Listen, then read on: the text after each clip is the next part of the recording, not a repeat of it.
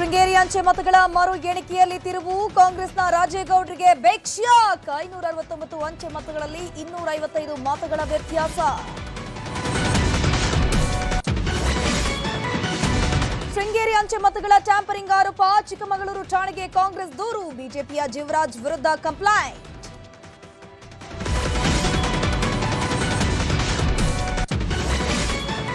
Commercial gas ದುಬಾರಿ. ಇಂದಿನಿಂದ hotel ಊಟ ಕಾಸ್ಟ್ಲಿ. ಇಂದು ಹೋಟೆಲ್ ಸಂಘದಿಂದ ಮಹತ್ವದ ಸಭೆ.